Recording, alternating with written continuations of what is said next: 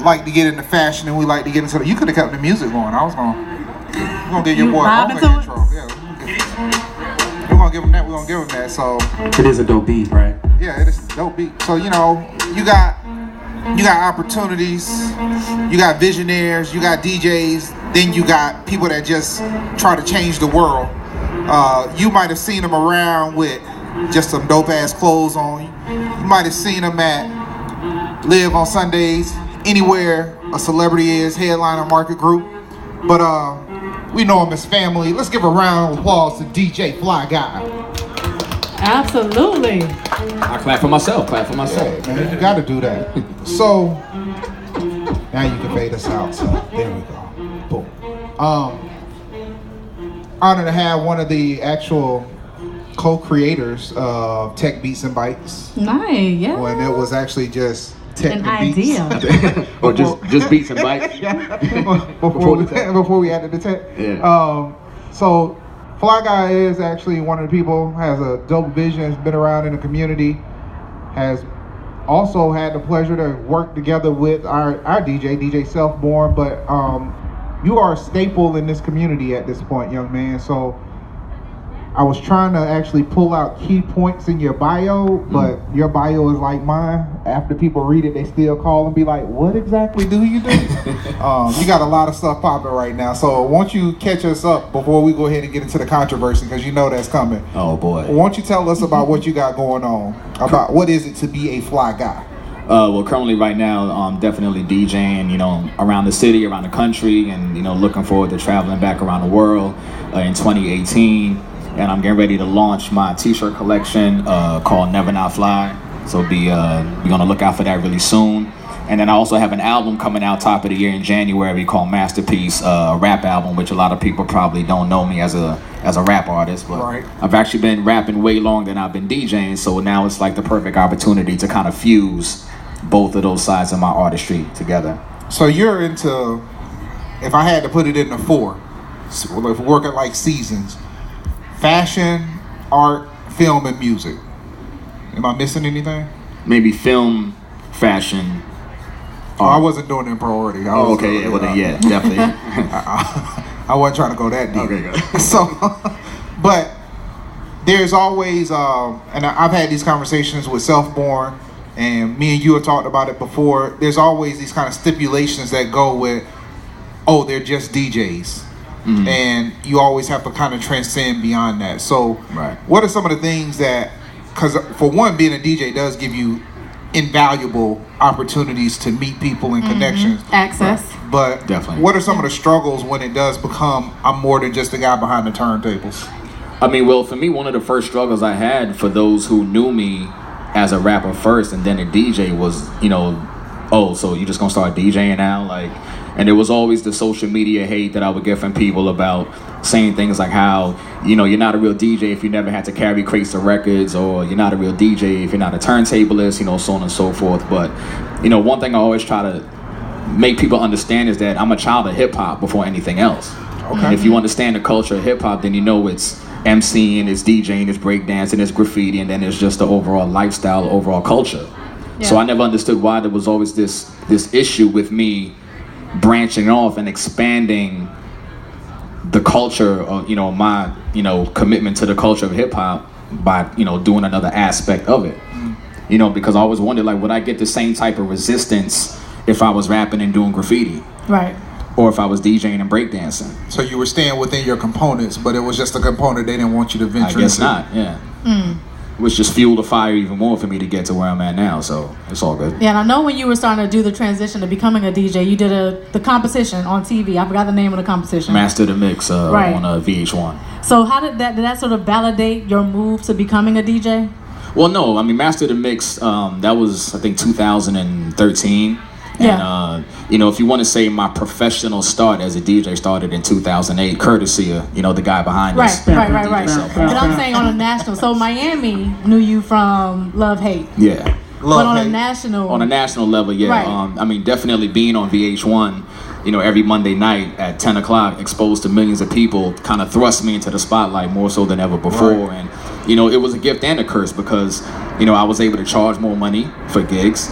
But again, it was a competition, and I didn't win the competition. So on the night that I lost, then the social media hate was crazy. So then I had to quickly develop a thicker skin than I already had just to deal with the backlash. Because the night you lost, I stopped watching. So who actually?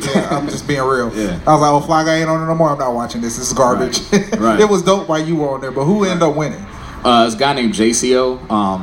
And that's one thing, like, people don't understand. Like, on that competition itself, right? It started with, let's just say, 1,000 DJs all trying to compete for these 20 slots for this competition. And you're competing for $250,000, and of course, bragging rights and a contract with Smirnoff or what have you. So you go from 1,000 down to 20. I don't know about to drink that anyways. You shouldn't have won. It should have been like Hennessy. I'm just like, right. Should have been Hennessy or something. Then you would have put your heart into it. Well, it was a bad drink. I don't drink Hennessy either. No disrespect to Hennessy. Dominique, I love you. But so then you figure you go from 1,000 down to 20. Then you go from 20 down to the top 12. So every episode was a different challenge. So I knew I made it to episode 7. Okay. There was 10 episodes total. So I knew when episode 7 came, that was the episode I was going home on. Like, I already knew, based on what the criteria of the challenge was. Oh. So when it came to us and they were like, okay, so today's challenge is going to be turntablism. I'm like, oh, it's a wrap. I'm done. I'm going home. Because to me, I look at DJing, the craft of it, like anything else in life. Like, everybody has their strengths and their weaknesses. If you're a basketball player. Yeah. Some play offense, no defense. Yes, some are great at rebounding, some can't dribble, some can dunk, some can't, pass, some can shoot, some can't dunk. Right. So I know my weakness as a DJ at that point was whatever the criteria for this particular challenge was. The guy that won the whole competition is a world champion DJ. Okay. That specializes in that particular challenge. So there was no way any of us was gonna, were gonna beat him anyway.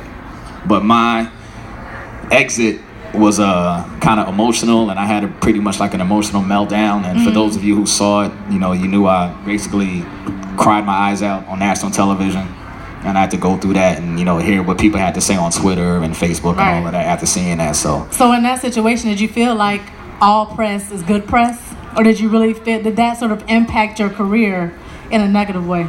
I mean, it pushed me to want to learn that aspect of DJing more. And that's what I've been working on, since then for the past 4 years. But I mean, nobody, I didn't take pride in walking around being called DJ Cry Guy. Like, that was not cool. Wow. But I had to deal with that for like 6 months. People are real petty. Oh, super petty. Before petty was even a thing, they were petty. Yeah, I mean, because half the people I'm sure that was talking about that wouldn't have even had the courage to apply. That's what I was about to say. They wouldn't get on stage and put themselves in front of TV like that. Yeah. So. But I've always been that type of person. Like, I've always taken more out of an opportunity and maximized it more than just what it was. I just always needed to just get my foot in the door, and then I would try to maximize it to the full potential. So yeah. So a lot of people, millions know about 54 on Sunday, which some people don't know. That's what what LIV stands for. LIV actually stands for. Shout out to Mike Gardner. Yeah. Working with world-class organization like Headliner, but also really having your foot in the community and doing things in Liberty City and Overtown. What do you think are maybe some of the misperceptions? I know it, but I can't say it because when the host verifies stuff, it don't really make no sense. But what are some of the misperceptions that you think it is with the organization that you're a part of? I know you have your own company, but that's really one of your affiliates. You guys actually do a lot in the community, but people think you're really just this one night on Sunday and that's it. They think it's just parties, but it's so much more behind Headliner and Tease, Tease Miami, which is the youth aspect of the company as a whole. I mean, everything from the Overtown Music and Arts Festival to giving out Thanksgiving turkeys to, giving food to the hurricane victims. Like, it's a lot of stuff that we do in the community, especially teaming up with Keon Hardeman, the commissioner. Shout out to Commissioner Hardeman. Yeah, is he still out here? He was out here earlier. I saw him earlier, but I don't Are the flashing lights on the street? No, he ain't here no more. So there are a lot of things beyond just parties that we do. We even do things like you know, doing like free haircuts and manicures and pedicures for people just to, you know, make them feel better about themselves, give them, you know, a boost in self-esteem. Like, and you know, people tend to kind of look past that and think that it's just about live or story or, you know, parties and stuff like that. But, you know, they really gotta like understand what Headliner is, you know, in total as a company. So what are some of the things that you're trying to, I guess, transition into that's taking you beyond? Because I know you have the documentary. I don't know if it's ever going to get released in full. That's a question for Mike Garner. I know it's coming though. Yeah, he actually just released the trailer a couple of days ago, and people are going crazy over that. So yeah, the lineup. Did you see it? Yeah, I saw it. Yeah, did you see it, Latoya?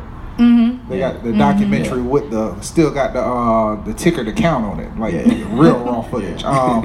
So what are the things that we're trying to accomplish? Because I know one of your mindsets is you consider this a base and a home, but you are trying to become, you're an international DJ. Mm-hmm. But what are some of the things that you really want to push forward in South Florida that you think maybe some people just aren't paying attention to? Just bringing back the actual creativity in DJing. You know, because, you know, a lot of times now people go to parties and they're kind of just standing around and they're on their phone and they're not really engaged in the moment. Like, what I would love to do, honestly, is to do a party where you're not allowed to be on your phone. You know, the no phone zone. Mm-hmm. Oh, and that's copyrighted, so nobody can jack it. It's copyrighted. The no phone zone. Yeah. No, where you cool, actually though. like. You have a lot of restaurants that are doing that. Yeah. Yeah. I just think that, you know, as that applying that element in a party would be great to just bring people back to the experience of just being in the moment. You can't post about it. You can't show somebody what you're doing, and if you weren't there, then you just have to hear about it the next day. You know, that's something that, you know, I really want. Yeah. Or is that really because y'all deal with so many celebrities and they just want privacy? So nah, I mean, it's not. I mean, no, it's not. It's not about that, and it's not even talking about doing it in a huge super venue. Like, you know, pick a little bar, a little lounge, and just start small and let that grow organically. No, I think that's cool because so many people live through their cameras, their like phone screens. I remember when I was at the concert at Bayside with Nas and like Lauryn Hill. Everybody was watching it through their phone, and I'm like, how can you really be in the moment if you're seeing it through this little ass screen? Right, exactly. I just really want to know how many people actually, this is my thing, how many people actually go home and watch that footage versus just posting it to brag and say I was here. That's it. It's so many, and I mean, like, for this, because we're talking and we're normally engaging with somebody else that other people want to know about, I can't imagine being a DJ or doing an event where 75% of my audience is really just running their own mini photo shoot inside of my event. They don't care about what's going on. It's like, hey girl, they got the Snapchat filter. Hurry up, make sure my lighting look good. Right. What is it gonna take to get people to just enjoy the moment? I mean, I think you know, a large contribution to that is the music itself, because I think if you're able to take people mentally out of focusing on themselves and then focus on their environment, then that adds to the, you know, to the whole night, to the whole party in general. So I think the music, you know, when you just create that type of vibe where, because to me that's what music is. That's why, you know, if you've ever seen me DJ, the way that I DJ, how animated I am, how much energy I exude, is because I don't care if it's 1,000 people in the room, if it's 10 people, I DJ the same way all the time. Yeah. Because I love music. Like, that's what music does, you know, to my soul. So what I try to do is I try to give people that same feeling. Yeah. You know, and it's saying, if you're not reacting to the music the way I am, then something wrong with you. Right. Like, you know what I'm saying? giving it. Exactly. Yeah. Like, so that's, you know, I think the music is a large part of that. And unfortunately, a lot of the current music today doesn't really evoke that type of emotion out of crowds, you know, nowadays. So that's why I started doing a 90s party called 90 Now. You know, because I wanted to get, you know, create a situation where I gave people 80% music from the 90s, which is my favorite era, and then, you know, add in 20% of the current stuff, you know, as opposed to the other way. And the 90s is having a nice renaissance right now. People are just wanting like good music again. Yeah, a lot of samples and stuff. Yeah, exactly. I'd rather you just stick with the 90s thing all the way through. Just do 90% 90s music, 10% of this other garbage. I mean, it's just, like you said, it doesn't evoke the same kind of emotion, so the vibe is totally different. I mean, but, you know, like, I mean, you know, playing devil's advocate, like, there's a place and a time for everything. Right. So there's a place and a time for, you know, Migos and A Boogie with the hoodie, and then there's a place for a room where you can play, you know, Michael Jackson and Prince and Outkast and Bon Jovi and Aerosmith all in the same DJ set. Right. And I've been blessed career-wise to be able to do both. Right. I've been able to do both on the other side of the world, like in places like Japan and China. So, right, where the music love and the culture is bubbling up. One thing that we talked about with our last panel was about pivoting. And I know, you had an early career in fashion. You worked for a major fashion house. I did. When you moved to Miami, you had your own sneaker store. I did, yeah. So, and now you're kind of circling back to fashion. What are your thoughts on pivoting and being flexible and sort of just allowing yourself to be creative and get into your own space? I mean, for me, it's a necessary thing for me because I am a creative person. That's how I function. That's how I am. And, by me creating this line, Never Not Fly, I didn't want people to think just like they thought when I started DJing, oh, he's just trying to do this to get girls or get some popularity, whatever. Like, I actually have a background in fashion. I actually have 2 older brothers who DJ, so I come from the culture. Mm-hmm. So Mecca was the clothing line I used to design for back in New York. Kind of embarrassed to say that, but nah, Mecca held it down. Mecca did their thing. They were the truth. Mecca time and place. was popular, right? Time and place. Back in my high school days, but it was a lot of them. I mean, you got Mecca, Echo. Echo was live until Mark actually left. Yeah. It was a lot of Carl things back then. And Nietzsche. Oh, people call it NYC. They used to mess that up all the time. Yeah, it's actually Aniche. You gotta embrace the culture. I mean, when everybody was wearing clothes 4 sizes too big for them.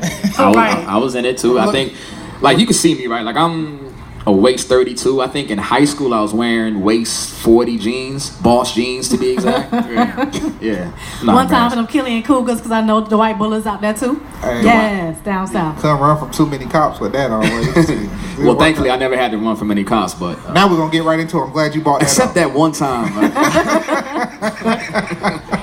That's a whole nother panel.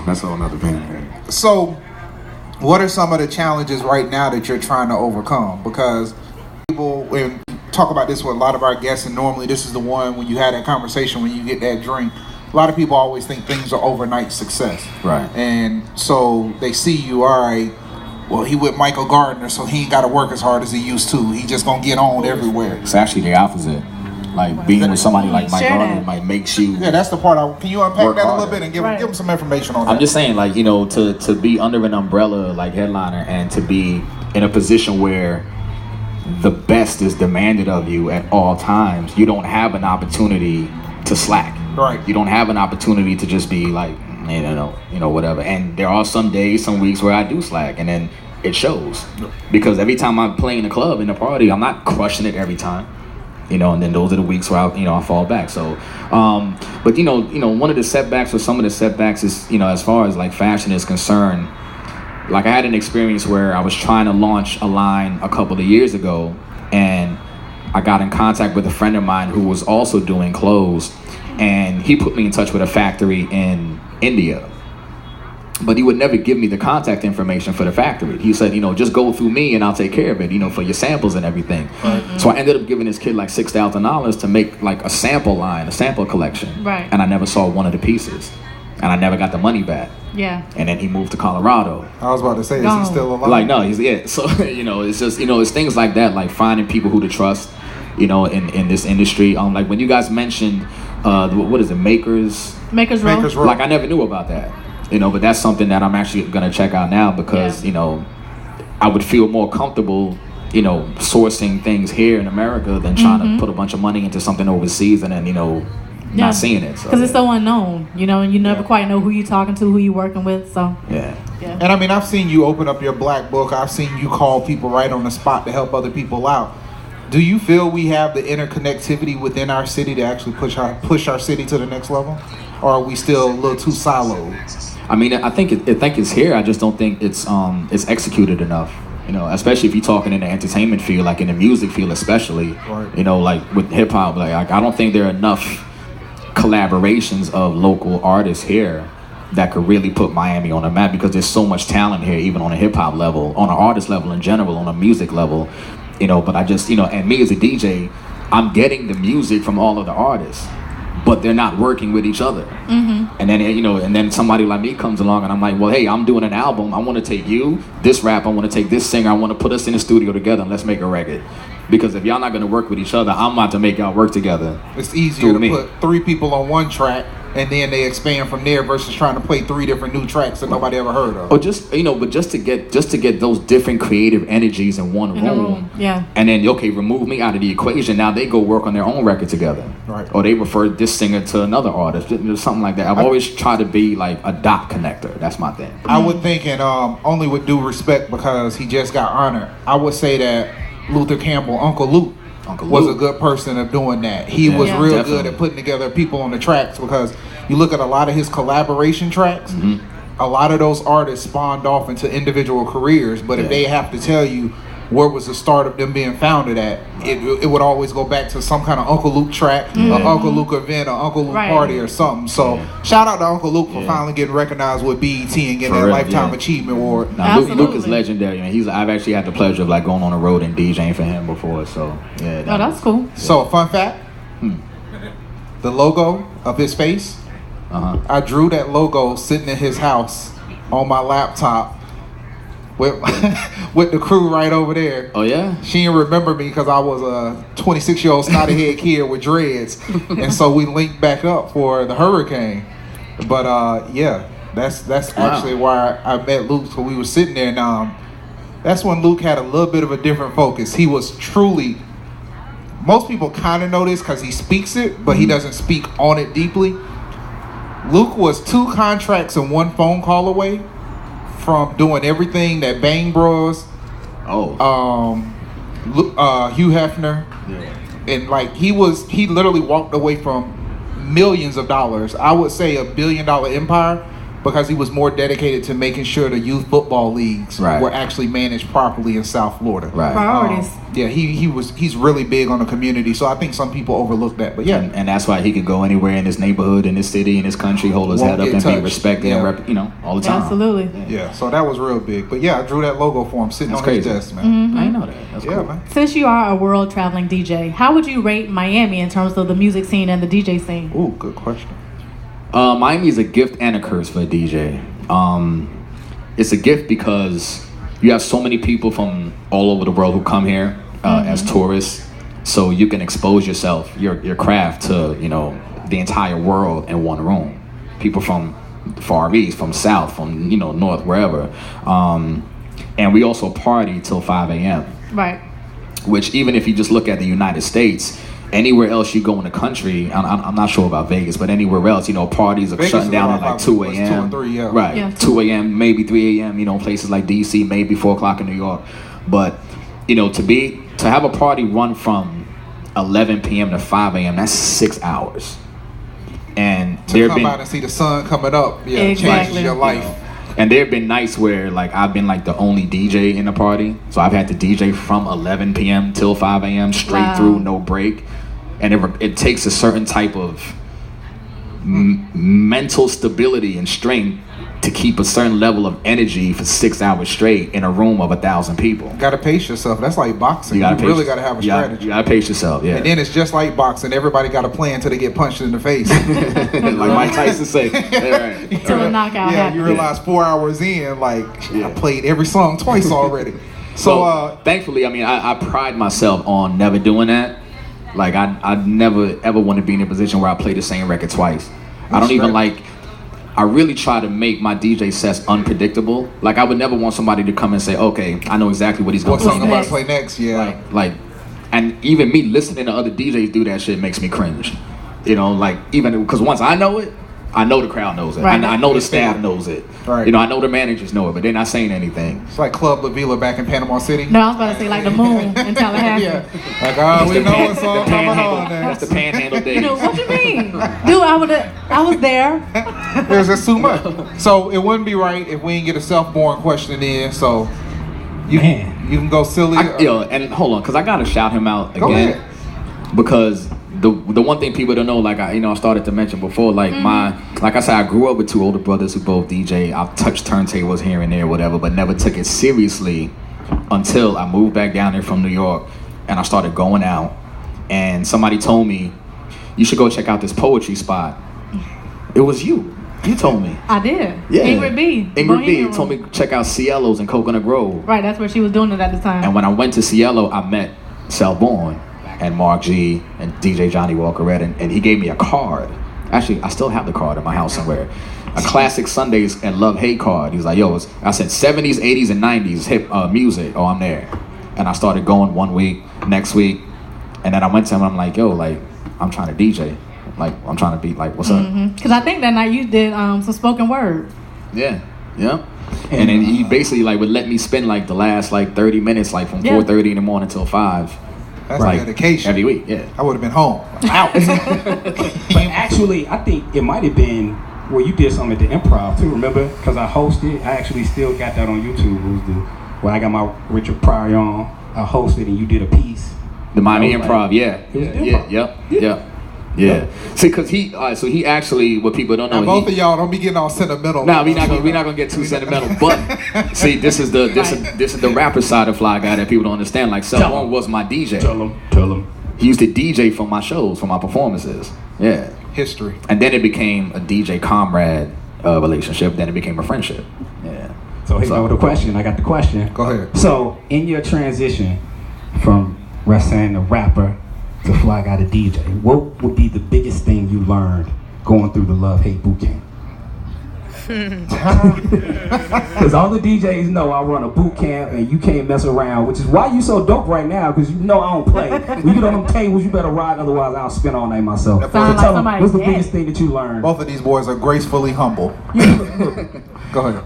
The biggest thing I've learned, I've learned a lot of.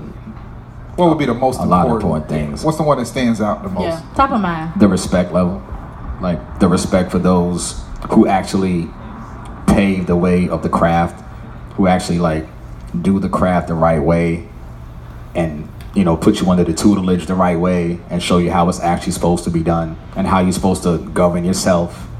You know, not only doing business with people, but just with people who come support you, you know, whether they're a customer, a patron, a club manager, a promoter, you know, whatever it is. Like, that alone in itself takes you so far into business. Yeah. Like, I don't know, I lay my head down to sleep at night and I feel comfortable right now, this day, to know, like, I don't really feel like anybody can justifiably say anything negative about me in business, in the DJ world, in this city.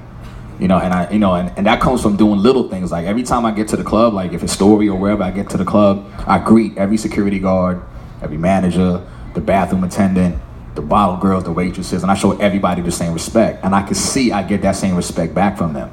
You know, so that's definitely one thing that's one of the biggest things. I think with that being said, and that's something we've noticed, and I think that's what all of us, people that strive for greatness, you always have this point of competitiveness, and then that competition might push you to a certain point, but when you respect people, you can always come back and sit down at the table, squash your differences and move forward, because you grow.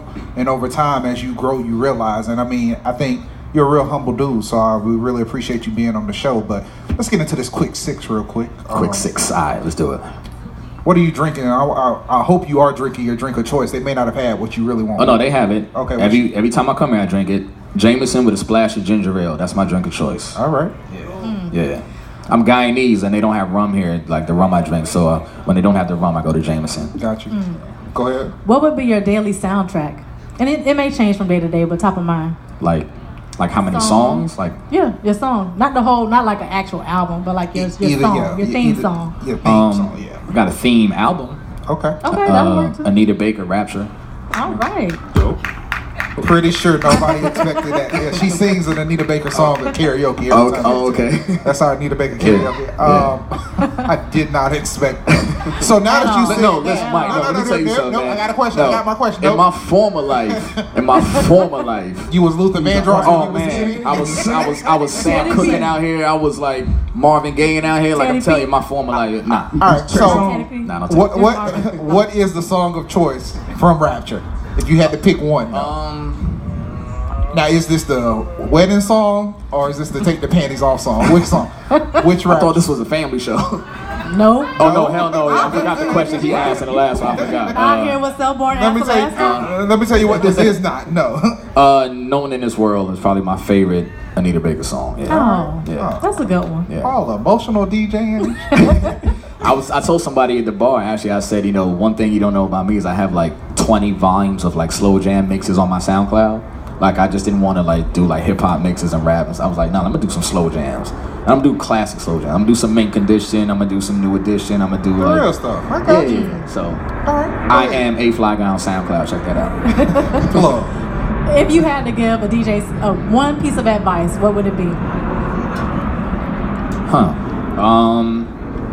You're in passing. He sees you in the Right. elevator. Somebody new, they green. Oh, yeah, I'm saying, like, is it a new DJ? Like, New. Brand new. He just trying it. Like the dude self-born, like get on the stage when we first started. Right, they're like, oh, that looks so cool. How do I do what you do? Learn your music. Know your music.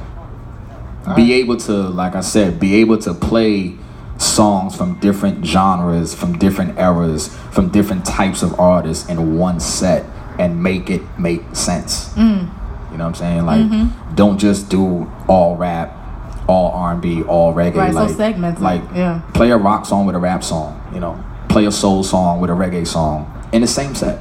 That's what I used to love about Love Hate. The mixes used to just flow so nicely. So, we don't have the sound effects yet. We can't pay for the license. No, that's mine. I'm doing it. I got it right here. I just like doing it. 24 shows in, no sound effects. Just saying. So, because he's here, and with all due respect, what is one of the craziest things Michael Gardner has ever said to you? He's sitting right there. He working. You know he working.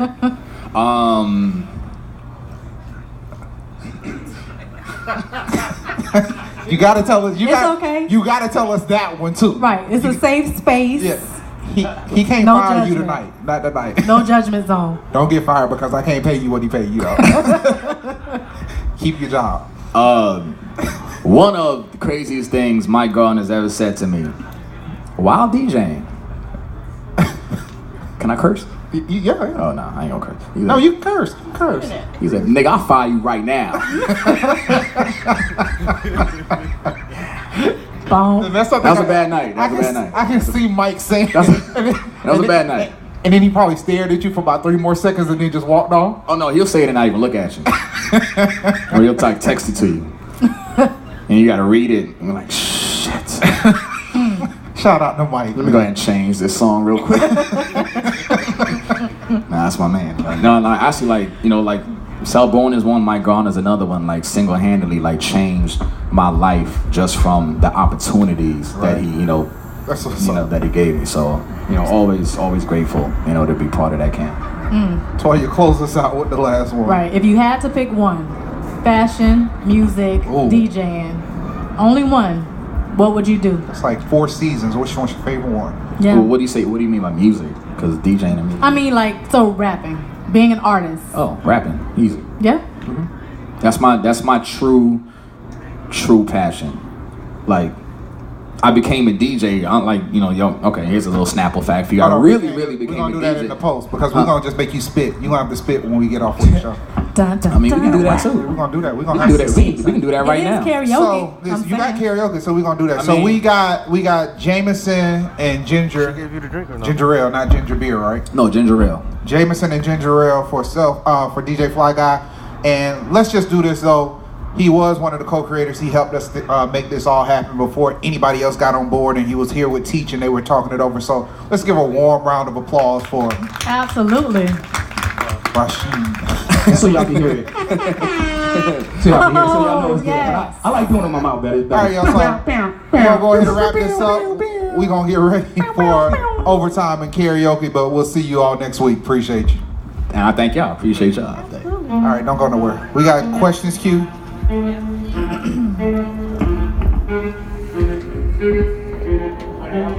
Questions over here.